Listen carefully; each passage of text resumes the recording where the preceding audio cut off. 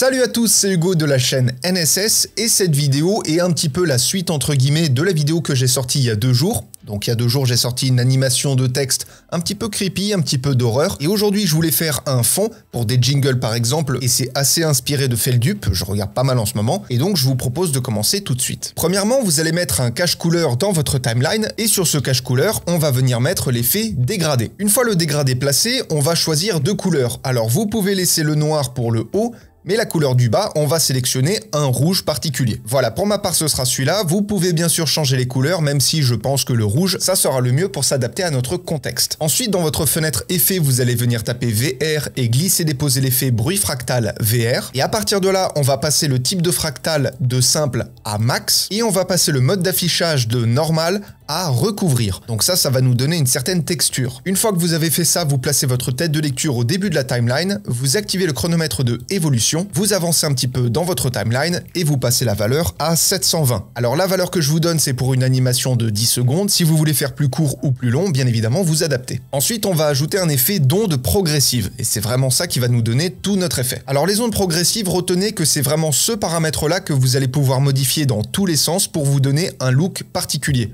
Aujourd'hui, ce que je vous montre, c'est le principe, c'est la technique. Je vais passer la forme de mes ondes progressives de sinusoïdale à dents de scie. Je vais passer par exemple l'amplitude de 10 à 300. Et pour l'instant, c'est tout ce que je fais. Ensuite, je viens sélectionner mon effet onde progressive. Je le copie et je le colle. Et là, on va pouvoir modifier une seconde fois notre effet. Sur celui du dessous, je vais réinitialiser la forme pour revenir sur sinusoïdale. Et surtout, le plus important, je vais modifier l'angle et le passer de 90 degrés à 0 degrés. Ce qui là, pour le coup, va nous donner quelque chose de beaucoup plus intéressant. Donc pour le coup, vous l'avez compris, vous avez 2 fois le même effet où vous allez pouvoir modifier la forme, l'amplitude, la vitesse, l'angle, etc., etc. Il nous reste juste 2 petits effets à rajouter. On va venir chercher l'effet contour brut. On va passer le type de contour de brut à rouillé. On va passer la bordure de 8 à 1. La netteté du contour, on la met au maximum, donc à 10. La complexité également, on la met au maximum, donc toujours à 10. Et au même titre que notre effet bruit fractal, vous vous placez au début de la tête de lecture, vous activez le chronomètre de évolution, vous avancez un petit peu et vous rentrez 720. Toujours pour un rush de 10 secondes. Et enfin, il nous reste un tout petit truc à rajouter. Dans votre fenêtre effet, vous retapez à nouveau VR et vous venez glisser-déposer les aberrations chromatiques. Et là, vous allez décocher la case propriété auto VR. Alors, je rentre pas trop dans les détails de l'effet parce que c'est un effet relativement complexe. Vous allez passer de monoscopique à stéréoscopique dessus-dessous. Et maintenant, le dernier paramètre, ce qui va vraiment donner un look très particulier à notre fond, et c'est surtout pour ça que c'est important de prendre la couleur rouge, vous allez passer l'aberration rouge de -10 à 100, donc au maximum,